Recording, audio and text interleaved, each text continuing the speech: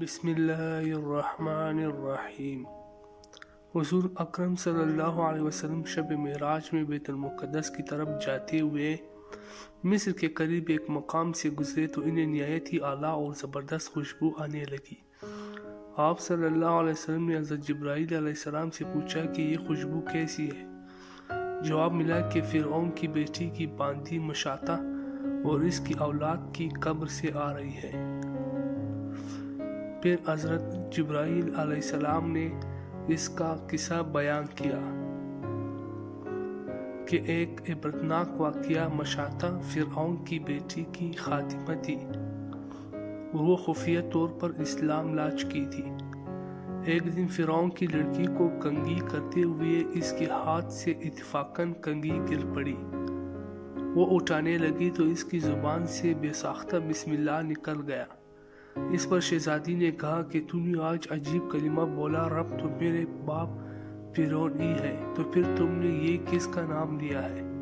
اس نے جواب دیا، فرعون رب نہیں بلکہ رب وہ اللہ ہے جو مجھے اور تجھے اور خود فرعون کو روزی دیتا ہے۔ شہزادی نے کہا، اچھا تو میرے باپ کے سوا کسی اور کو اپنا رب مانتی ہے؟ اس نے جواب دیا، ہاں میرا تیرا اور تیرے باپ سب کا رب اللہ تعالیٰ ہی ہے۔ شہزادی نے اپنے باپ سے کہلوایا اور سخت غضبناک ہوا اور اسی وقت سے برسر دربار بلایا بھیجا اور کہا کہ کیا تم میرے سوا کسی اور کو اپنا رب مانتی ہے؟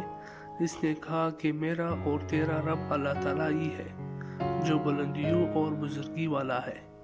فرعون نے اسی وقت حکم دیا کہ 98 کی جو گائے بنی ہوئی ہے اس کو خوب تپایا جائے اور جب بالکل آگ جیسی ہو جائے تو اس کے بچوں کو ایک ایک کر کے اس میں ڈال دیا جائے، آخر میں خود اسے بھی اس میں ڈال دیا جائے۔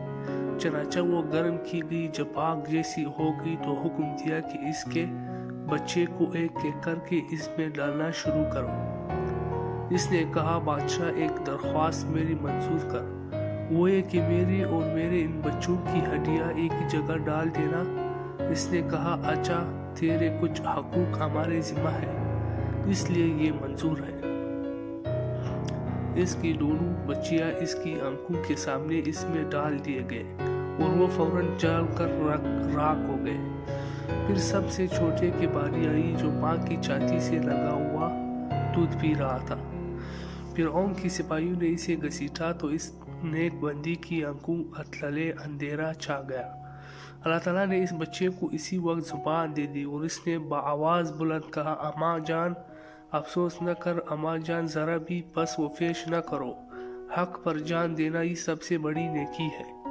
چنانچہ انہیں صبر آ گیا، اس بچے کو بھی آگ میں ڈال دیا گیا اور آخر میں ان کی ماں کو بھی اسی آگ میں جلا کر مار دیا۔ یہ خوشبو کی مہکی اس کے جنتی محل سے آ رہی ہے۔ جزاک اللہ۔